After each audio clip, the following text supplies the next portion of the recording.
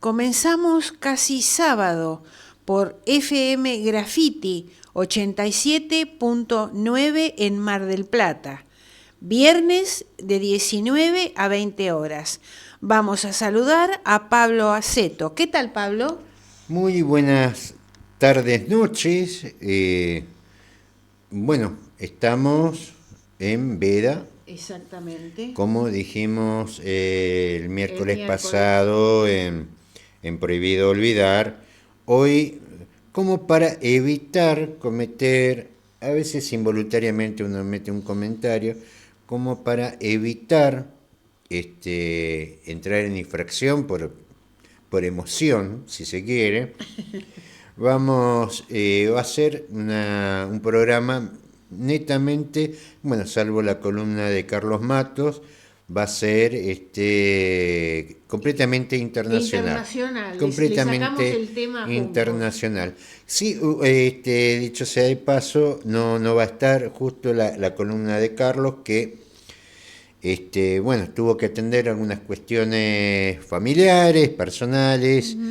este, buenas cuestiones familiares que vienen de visita, así que en buena hora, pero bueno, pero que también nos sirve. Vamos a tomar los dos temas principales, ¿no? Que son, digamos, a nivel internacional, Sí. que es la guerra en Medio Oriente y la guerra de Ucrania, que se podría decir que lejos que están, no están tan lejos, No están lejos, no, no, no. no es tan lejos, las consecuencias irradian para todo lado, pero por sobre todo, entender cómo funciona la política, cómo funcionan los intereses, porque estamos en un debate en lo que sería nacional, donde ya entro con temor para no entrar en infracción, pero que las cosas que se dicen, que a veces suenan disparatadas, pero parten de una lógica, de la lógica, de la política, de la economía, de los intereses, de lo que se quieren ubicar, de proyectos o de cosas que pasan, como la guerra de Ucrania o la guerra en Medio Oriente, que si uno lo ve más o menos de afuera, dice, ¿y por qué razón se pelea esta gente? Bueno, vamos a discutir ese tema hoy. ¿Cuáles son los motivos por los ¿Cuáles cuales son los están en motivos guerra? que están en guerra y saber que esas lógicas están en todos lados? ¿Eh? Muy bien, Pablo, ¿qué te parece si escuchamos ahora la columna de Carlos Matos? El derecho a transitar libremente nos iguala. Hola Gloria, ¿cómo estás Pablo? Hola Carlos, nuevamente casi sábado. Otra vez viernes, a un día y medio del balotaje. Pero volvamos por este rato a la realidad local. Desde el Foro de Transporte, desde el Consejo Municipal de Discapacidad, Comudis, desde las organizaciones de y para personas con discapacidad, desde algunos activistas, como el caso de Diego Camerucci, de Rodrigo Romera, se viene trabajando en la accesibilidad del transporte público, es decir, que el transporte público de pasajeros sea realmente público. Nuevamente, el Comudis tuvo que sacar un comunicado o manifiesto el día 13. Esto fue a consecuencia de la presentación de las 25 unidades llevadas a cabo el mismo lunes pasado en la esquina de Strobel y La Costa.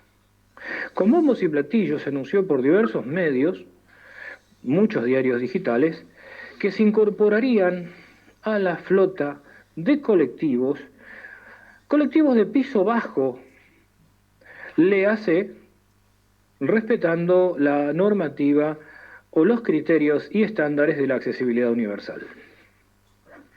La lucha por los colectivos de piso bajo, insisto, es algo que se vino planteando desde distintos sectores de la población del partido de General Pueyrredón. Un anuncio similar se hizo en mayo de 2018 y después, cuando fuimos a probar varios activistas de la temática esos colectivos, concretamente el 10 de mayo de 2018 en el polideportivo, nos encontramos con que no eran colectivos de piso bajo, sino con elevadores mal llamadas rampas. Otra vez lo mismo. 25 unidades que no son de piso bajo, a pesar de la información dada a los medios. Son unidades como aquellas que se presentaron en 2018 y como alguna que está circulando todavía en el partido de General Pueyrredón. Parece que no se entiende, y eso que lo explicamos hasta el cansancio. La Comisión de Barreras, la Comibau, emitió documentos, generó insumos que compartió con Comudis y que Comudis elevó a cada bloque legislativo y también al Ejecutivo. Se enviaron documentos a Dante Galván, quien estaba a cargo del área de transporte. Concretamente esto ocurrió durante la pandemia. Pero otra vez los colectivos que no son de piso bajo, con elevadores que a la larga fallan y que siguen colocando a amplios sectores de la población con discapacidad al margen del transporte público. Insistimos una vez más, un transporte que deja afuera a más del 10% de la población no se puede considerar público. La Constitución de la Nación Argentina, en su artículo 14, garantiza el derecho a transitar libremente, asegura y garantiza la libertad ambulatoria. Por otra parte, la Convención Internacional de los Derechos de las Personas con Discapacidad, a la que Argentina adhirió en 2008 y que tomó rango constitucional en 2014, dice que, por ejemplo, la discriminación se configura de manera objetiva, es decir, que no hace falta una intención de discriminar, sino que los hechos objetivos son elementos propios que pueden configurar una discriminación, es decir, que acá se está dejando a una parte de la población al margen. Muchas veces hemos dicho también que una ciudad accesible es un 30% más rentable, además de ser mucho más justa. Otra vez, el mismo verso, o el sinsentido. Y basta con esto de lo que ocurre, que los tiempos históricos son lentos, hay que tener paciencia, se debe entender el proceso histórico. Recuerdo una vez más que el primer colectivo de piso bajo circuló en el año 1997, es decir, hace más de 25 años. Gran parte de la población todavía sigue esperando. Y no nos olvidemos que el derecho a transitar libremente nos iguala. Nos encontramos el viernes próximo. Muchas gracias, Carlos Matos. La OTAN advierte: la situación en el campo de batalla de Ucrania es más difícil de lo esperado. El secretario general de la OTAN, Jens Stoltenberg, afirmó que la situación que afronta Ucrania en el campo de batalla con Rusia es más difícil de lo que esperábamos, razón por la que pidió redoblar el apoyo a Kiev. Rusia no planea la paz, sino más guerra, dijo Stoltenberg en una rueda de prensa. Rusia ha intentado lanzar operaciones ofensivas en torno a ciudades ucranianas y reconoció que la situación en el campo de batalla es más difícil de lo esperado. Ucrania necesita más apoyo porque no podemos permitir que el presidente Putin gane. Bueno, esto es lo que dicen desde la OTAN, ¿no? Pero, a ver, esto lo hemos dicho desde un principio, y no porque seamos especialistas en las artes de la guerra. Nunca iban a lograr un triunfo ucraniano en una ofensiva. Esa ofensiva nació derrotada. No se le ganan las potencias nucleares, y mucho menos a países altamente militarizados como Rusia, que ha continuado una evolución, y Ucrania ha caído también producto de los altos niveles de corrupción, altísimos niveles de corrupción. Sí. Superlativos niveles de corrupción, que incluso hay un informe de von der Leyen del 2021 diciendo que Ucrania era el país más corrupto del mundo, y es por eso que nunca obtuvo la membresía para ingresar a la OTAN. De hecho, después vamos a hablar sobre el tema de la guerra de Israel. Sectores, y ya lo habían denunciado antes de el fatídico 7 de octubre, los israelíes veían que los milicianos de Hamás tenían armas que los israelíes habían donado a los ucranianos. Sí. Esto ya meses antes, la OTAN le mandaba las armas y ellos las vendían. El Times, que a principio de año lo tenía Zelensky como el hombre del año, en el último fin de semana lo tiró bajo un camión. La culpa es de Zelensky. Tiene culpa Zelensky, ¿no? Haber llevado con la advertencia de Rusia, las famosas líneas rojas que puso en su momento, que Ucrania no podía estar en la OTAN. No le preocupaba a Rusia si Ucrania entraba a la Comunidad Económica Europea. Le preocupaba de la OTAN por el tema de que no le pongan armas nucleares a 500 kilómetros de Moscú. Claro. Ahora, esa fue siempre, y de hecho, la guerra ya la perdió Ucrania hace rato. Lo que se está probando de que Rusia no quería invadir Ucrania. Lo que se está probando que va a anexar la zona donde vive gente de origen ruso que fue atacada, que fue bombardeada por los ucranianos, y que en definitiva se sostiene, no avanza sobre Ucrania, sostiene esos territorios que ya fueron anexados a la Federación Rusa, que es Donetsk y Lugansk, y Crimea, ya en el 2014. Rusia tranquilamente pudo haber avanzado hasta Polonia, barrer con Ucrania. Sin embargo, no la invade Ucrania, no es como decían, después de Ucrania viene Polonia, Rumania. No, se queda en ese territorio, y eso es lo que defiende, no avanza sobre el resto, sí sobre las localidades de Crimea, Donetsk y Lugansk, que eso entienden.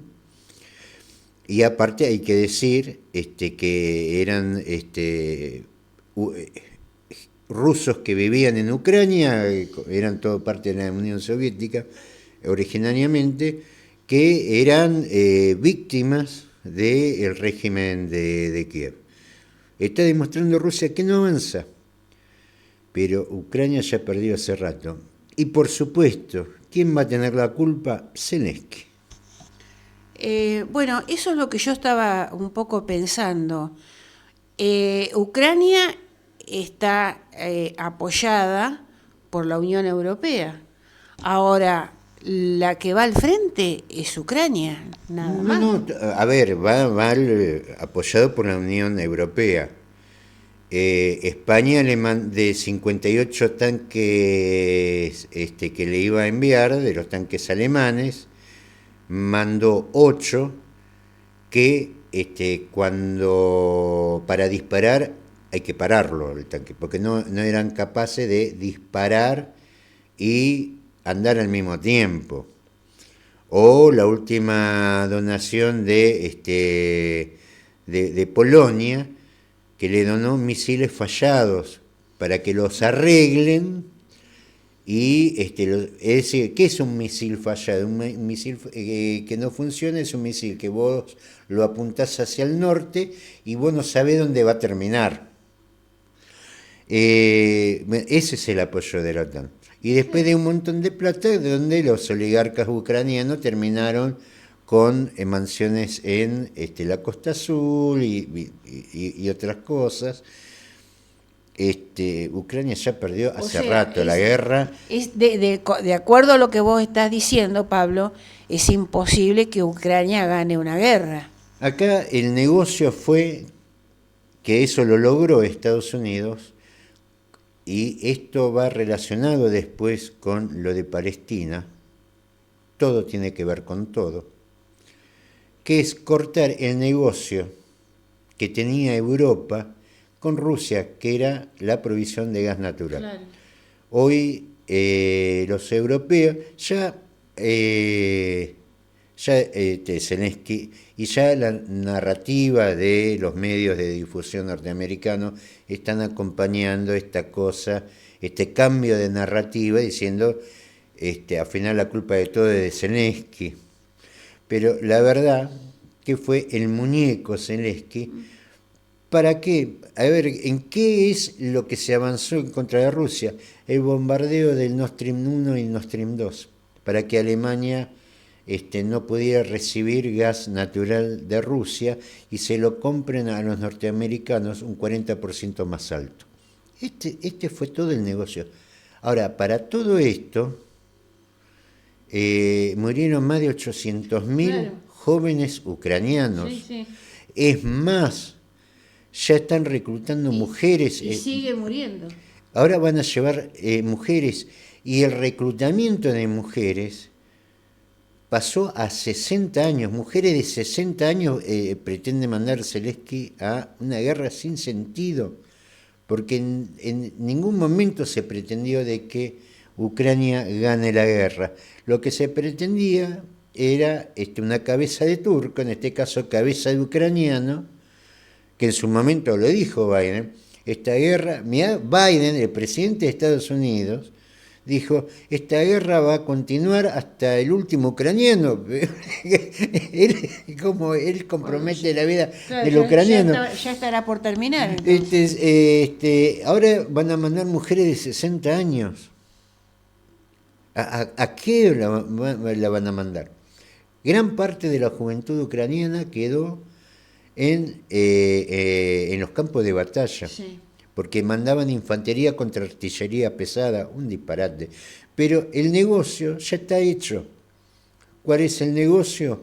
Muy bien, el negocio era cortar las relaciones económicas entre Rusia y Europa, empobrecer a Europa, porque al encarecerse un 40% la energía en Europa, muchas, por ejemplo, de las industrias alemanas se mudaron a Estados Unidos, y lo que queda de Ucrania está tan endeudada que ya se está hablando de la repartición de Ucrania. Ese fue el gran negocio. El negocio no era que Ucrania gane. Los ucranianos habrán pensado que ellos están ahí para ganar. No, no estaban para ganar.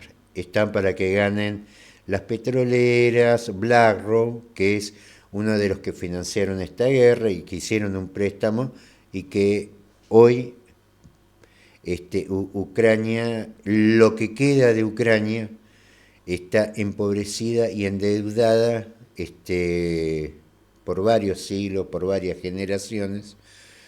Sabemos lo que es eso. Y encima con la mirada atenta de una Polonia que tiene reclamos sobre parte del territorio de Ucrania. Ya Ucrania está pero eso también es responsabilidad de Zelensky, que llevó, al cruzar esas famosas líneas rojas, llevó a su país, a su población, a una guerra sin sentido, y los ucranianos lo van a pagar por varias generaciones. Sí, exacto. Muy bien. Zelensky admite que Ucrania se sumirá en una crisis sin la ayuda financiera de Occidente. El presidente ucraniano sostiene que sin el dinero occidental tendrían que reducir los salarios de los militares o dejar de pagar a los jubilados. El cese de la ayuda financiera de los países occidentales provocaría una crisis en Ucrania. Todo el dinero que gana Ucrania se lo pagamos a nuestros militares. Esto es lo que dice Zelensky. Si Occidente no ayuda con dinero a Kiev, será muy difícil la situación. Bueno, es lo que se está haciendo de Europa. Mira, la verdad que ya todos saben que el ejército ucraniano, que seamos sinceros, me comentaba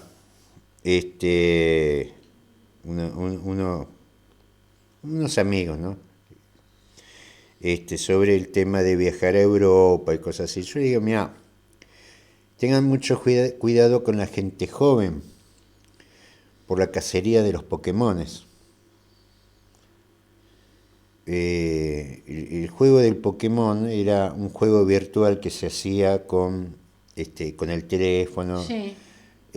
Un poco jugando como un anime. Había un dibujito animado que se llamaban Los Pokémones, Sí. donde vos ibas a cazar los Pokémones. ¿Sabés lo que se llama ahora la cacería de los Pokémones? La cacería de ucranianos refugiados y inmigrantes. Han muerto argentinos, han muerto brasileños, colombianos, y muchas de las denuncias no es gente que se fue a reclutar para pelear para Ucrania, sino que fueron víctimas de la cacería de los Pokémones. O sea, ¿fueron secuestrados? Fueron secuestrados. Hay denuncias. Bueno, de hecho, Polonia... Principalmente en Europa pasó esto. Y principalmente pasa en Polonia. Polonia está reportando a los jóvenes ucranianos el régimen de Kiev para que los manden al frente de batalla. Muy bien. Francia pondrá fin al suministro gratuito de armas a Ucrania.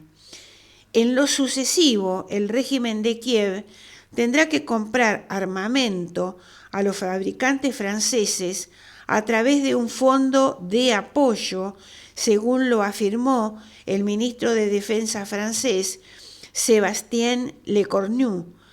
Según un informe del gobierno francés publicado la semana pasada, la asistencia militar de Francia a Ucrania ha alcanzado hasta el momento los 3.400 millones de dólares, lo que la ubica entre los principales países europeos que dan ayuda a Ucrania, junto con el Reino Unido y Alemania. Bueno, ellos fueron los interesados en impulsarlo a Zelensky a la guerra. Ahora le largan la mano. Claro. Pero a todo esto, a ver, ¿quién es el perjudicado de Zelensky? No. El perjudicado es el pueblo que perdió gran parte de su juventud en una guerra por negocios de ellos. Muy bien, Pablo, acá terminamos con Ucrania y pasamos a la guerra de Israel contra Gaza. Bueno, esta política, hablando de acciones de Israel contra Gaza, esta política de exterminio debe ser detenida de manera inmediata. El ministro de Asuntos Exteriores de Venezuela, Juan Gil, dijo que los responsables de los crímenes de guerra cometidos por Israel en el enclave palestino deben ser juzgados en los tribunales internacionales. Las hostilidades que Israel lleva a cabo en la Franja de Gaza deben cesar y los responsables de los crímenes de guerra cometidos contra el pueblo palestino deben ser juzgados. Esto es lo que dice el ministro de Asuntos Exteriores de Venezuela, Juan Gil, durante una conferencia de prensa celebrada en Moscú tras la reunión con su homólogo ruso, Sergei Lavrov. Gil calificó las acciones de Israel como una política de exterminio que debe paralizarse de manera inmediata. El mundo todos los días ve ataques a hospitales, centros educativos, población civil y mercados. Lo que busca el gobierno israelí es expulsar a la población de Gaza de sus territorios, los cuales están amparados por la legalidad internacional. Deben ser juzgados los responsables de los recientes crímenes de guerra que están ocurriendo en esa zona en tribunales internacionales. La población de Gaza y la población palestina debe poder ejercer su derecho a la independencia y autodeterminación para definir su territorio. El conflicto palestino-israelí puede resolverse solo a través de la aplicación de la solución de dos estados. Bueno, estas son las palabras del ministro de Asuntos Exteriores de Venezuela, Juan Gil. Netanyahu, que es el primer ministro israelí, dice: dijeron que no entraríamos en Al-Shifa y entramos. Al-Shifa es un hospital. Exactamente. Las fuerzas de Israel comenzaron el asalto al mayor hospital de Gaza, en el que quedaron atrapados miles de civiles palestinos. El primer ministro de Israel, Benjamín Netanyahu, dijo que en la Franja de Gaza no hay lugar que los militares del país no puedan alcanzar. ¿Recuerdan cuando dijeron que no invadiríamos Gaza? La invadimos. ¿Dijeron que no llegaríamos a las afueras de la ciudad de Gaza? Lo hicimos. ¿Dijeron que no entraríamos en Al-Shifa? Entramos. No hay escondite, ni albergue, ni refugio para los asesinos de Hamás. Sacaremos a Hamás y traeremos a los rehenes. Esto lo dijo Benjamín Netanyahu. Estas declaraciones se producen después de que las fuerzas de Israel entraran al mayor hospital de Gaza, Al-Shifa. Varios testigos dijeron que las fuerzas israelíes abrieron fuego contra los médicos que intentaban abandonar el hospital. Los militares cortaron todas las comunicaciones de este hospital.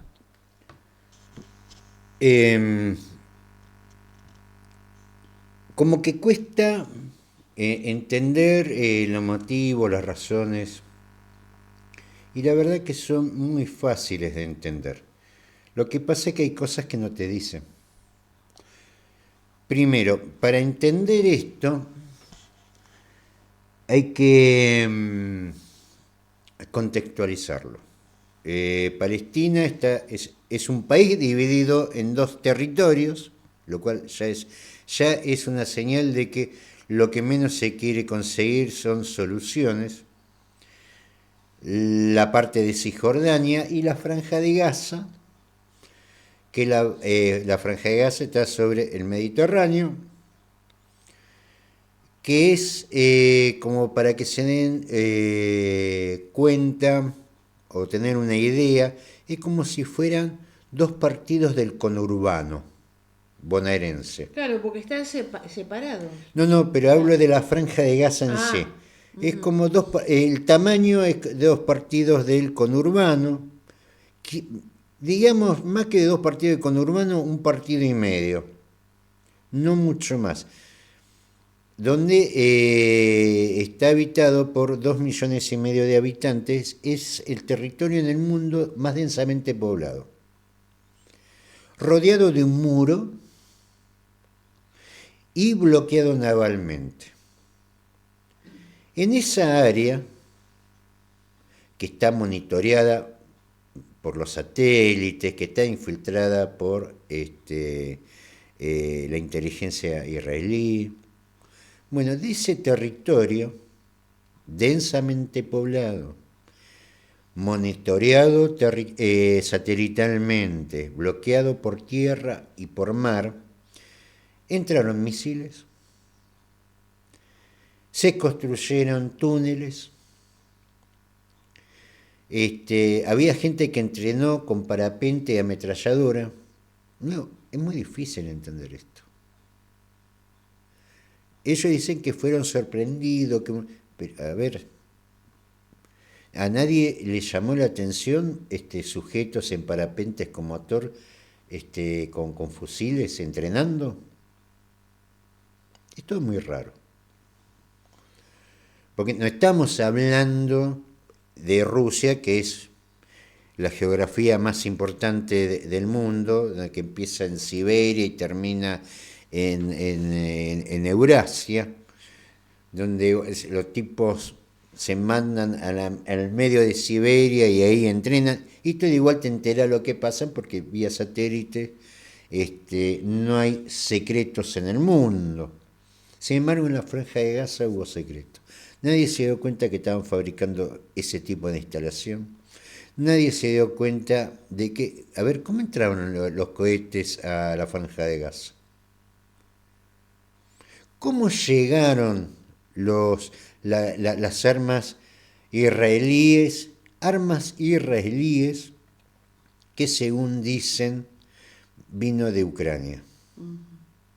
Pero eran armas israelíes.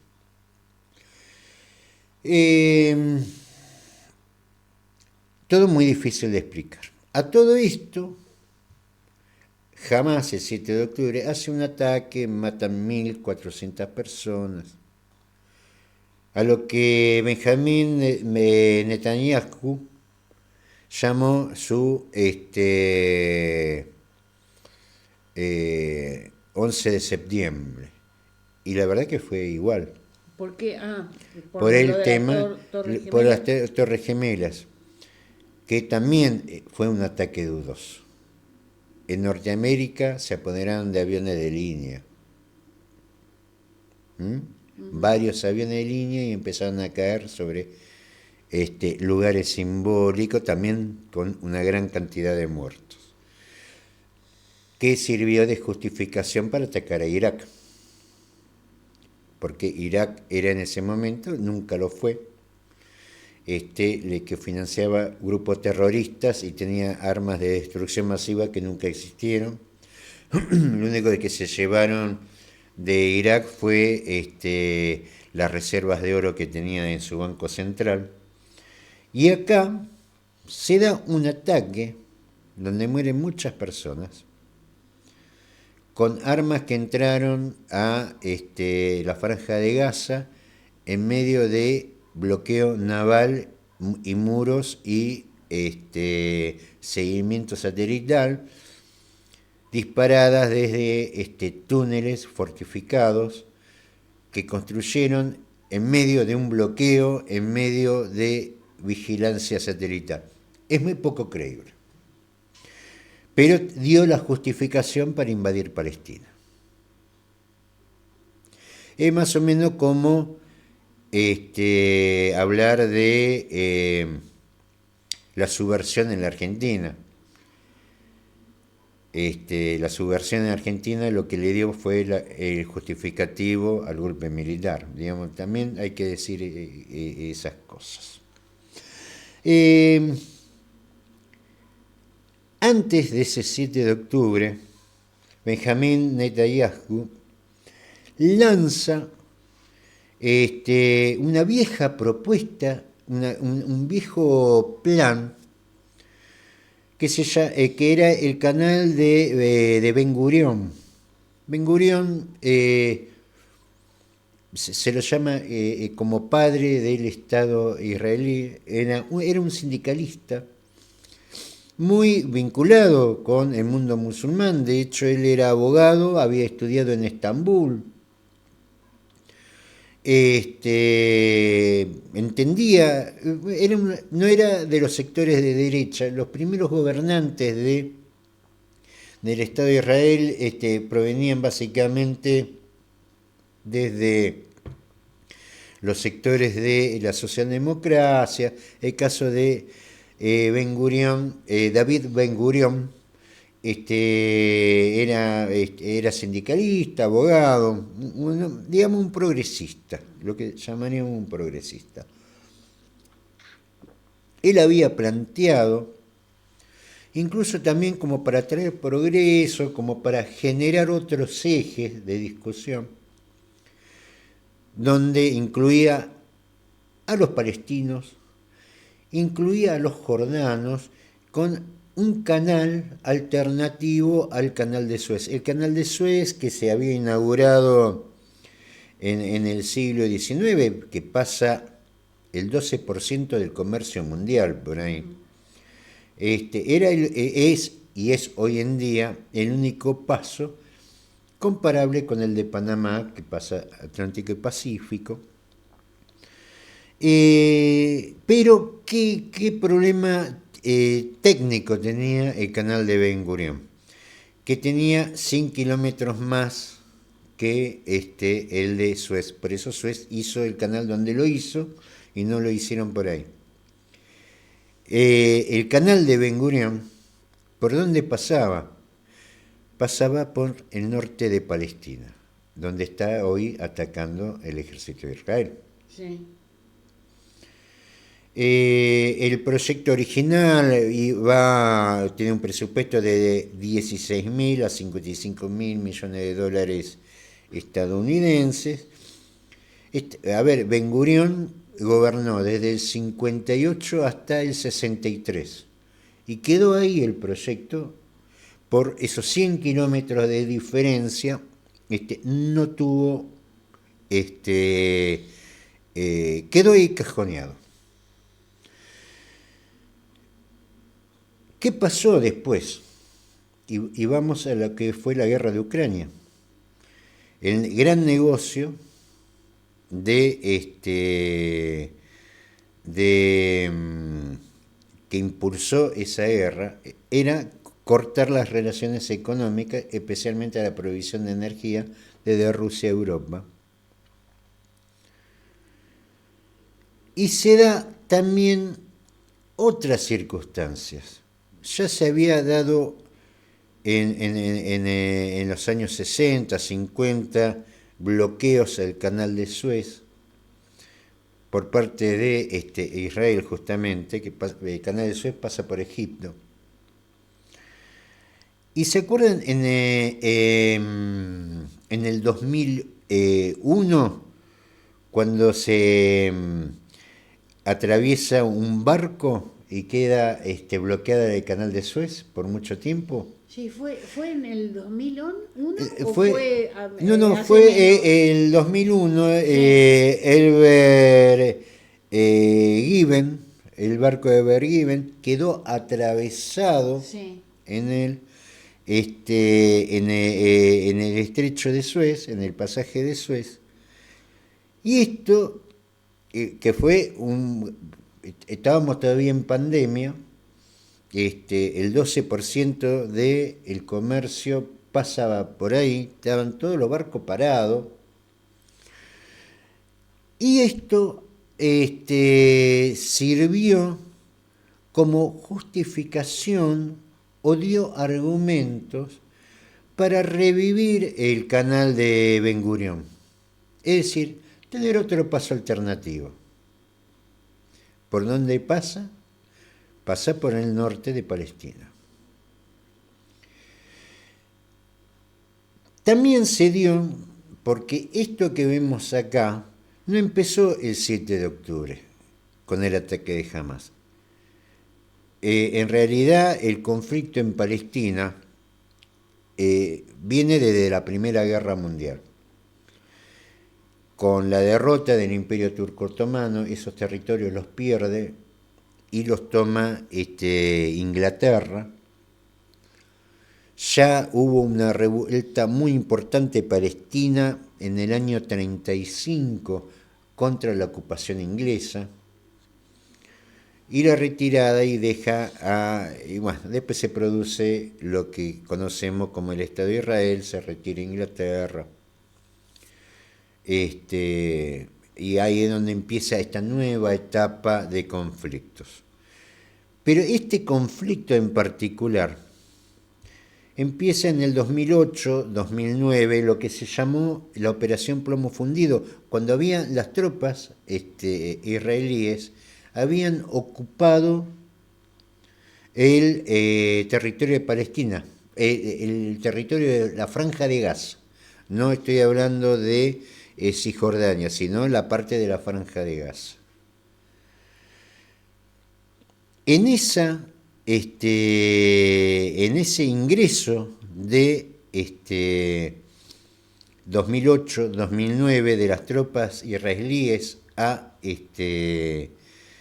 la Franja de Gaza, el gobierno israelí de Israel embarga el yacimiento de gas que se llama Tamar. ¿Quién lo maneja a Tamar? ¿Quién es el concesionario de Tamar? Un viejo amigo nuestro, Chevron. Ajá. A ver, se da una cosa particular. El principal yacimiento de gas natural no está frente a las costas de Israel, está frente a las costas de la Franja de Gaza. ¿Qué sucede un año después de la invasión? Ustedes dirán, se encontró otro yacimiento de gas natural. 600.000 millones de metros cúbicos, que puede resolver el problema de la demanda de Europa, que no la puede cubrir con Rusia por las sanciones. Ahora, hay algo perverso acá, sumamente perverso. Estamos hablando que este conflicto, usted fíjese que hasta ahora no hablé de religión. No, el tema es, como vos varias veces lo explicaste, son los recursos naturales. No hablé de religión, no hablé de musulmanes e israelíes, estamos hablando de negocios. Claro. A la fecha murieron más de 10.000 palestinos, de los cuales 2.800 eran niños. Lo mismo que estamos hablando de Ucrania. 10.000 palestinos más, súmele los 1.400 israelíes. Ahora, lo perverso de esto, de este nuevo yacimiento, es el nombre que le ponen. Digo, en la radio, uno lo escucha, sabe que hay programas dedicados a la religión. Cuando yo les diga esto, lo van a entender. El nombre que le ponen al yacimiento es Leviatán. Mirá vos el nombre que le ponen. ¿Qué significa? Leviatán viene del libro de Job, el Antiguo Testamento. Job había sido una prueba contra el demonio para demostrar su fidelidad a Dios. Y el Leviatán es un monstruo marino, inhumano y destructor. Miren el nombre que le pusieron a ese yacimiento, al lado de más de 10.000 muertos. Hasta hay una perversión. ¿Ese nombre le vas a poner? El Leviatán. Entonces tenés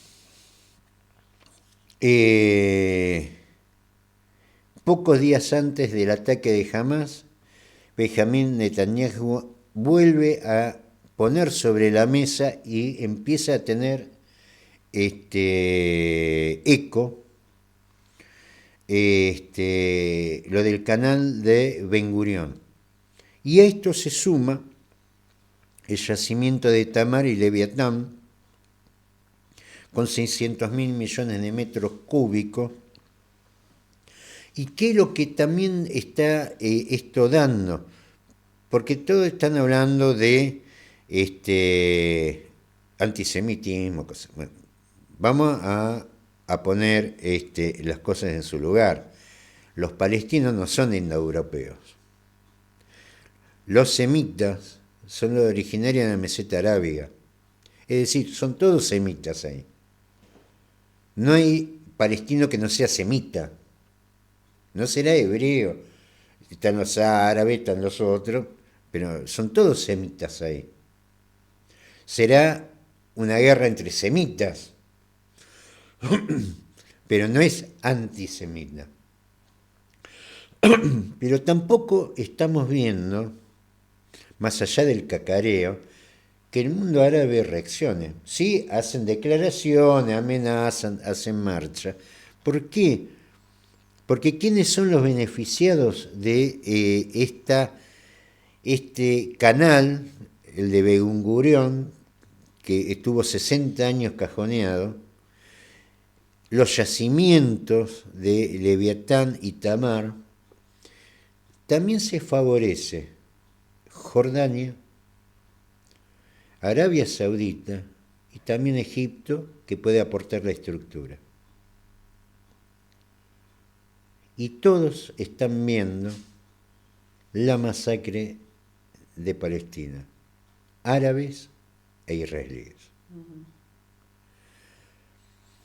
Hay el informe que se había hecho desde la Central de Inteligencia de Israel, el proyecto, y como lo dijimos, lo leyó Gloria en la nota, es la deportación. Quieren echar a los palestinos ahí. En ese informe de la Secretaría de Inteligencia de Israel era la deportación de 2,2 millones de palestinos a la península del Sinaí y un resto a España, digamos. Es decir, el tema era sacarlos de ahí. Sí, o matarlos. O matarlos, o sacarlos, que no estén más ahí. ¿Por qué? Porque el negocio es un corredor alternativo al canal de Suez, un corredor energético donde está Leviatán, Tamar, donde también Arabia Saudita le sirve porque le da un canal alternativo con salida a Europa. También le sirve a Jordania, porque también está en esa línea para la salida. Y uno podría decir Egipto está afectada porque le ponen una alternativa al canal de Suez. La verdad que el canal de Suez tiene 100 kilómetros menos de distancia, es una alternativa y ellos estarían aportando infraestructura. Así que están todos en el negocio. Es por eso que hay mucho cacareo, pero a la hora de la verdad, la gente de Palestina está sola. Exactamente. La gente de Palestina está sola. El mundo árabe no la acompaña. Ahora, todo este gran negocio, evidentemente no lo quieren compartir con los palestinos, se los quiere sacar de encima, más allá de algunas representaciones casi hollywoodescas, donde van a matar judíos, van a matar más palestinos. No les importa porque el negocio pasa por otro lado. Porque uno debería pensar que el mundo árabe estaría enardecido. Sí, está con el pico caliente, pero nada más. Yo a ver, lean páginas internacionales, lean páginas locales, lean incluso de origen de Medio Oriente, sobre Leviatán y Tamar nadie habla. Nadie habla de esos yacimientos. 600 millones de metros cúbicos. ¿Nadie habla de eso? ¿Por qué nadie habla de eso? Porque ese es justamente de lo que no hay que hablar, del negocio, que es el fundamento y por donde gira más de 10.000 muertos hasta ahora. Hay que ver cuando se termine de resolver esto, cuántos quedan. Donde el negocio del gas natural, el comercio a través del canal de Ben Gurión y la participación de los pueblos árabes que miran, protestan y nada más. Y que también están esperando que el pueblo palestino de la Franja de Gaza sea erradicado para darle rienda suelta al negocio. Arabia Saudí, no, los saudíes, ni los egipcios, ni los jordanos están preocupados por los palestinos. Y esto hay que decirlo con claridad y hay que decirlo con potencia. No están preocupados por los palestinos. No les interesa. Les interesa que los israelíes terminen con el trabajo sucio, así todos encaran el negocio. Esto que este viernes a la noche estamos encarando, es para que todos entendamos cómo funcionan las cosas.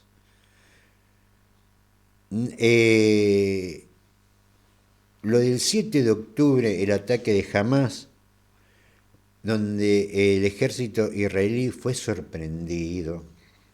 No sé si fue sorprendido, Pablo, porque creo que ya lo dijimos acá.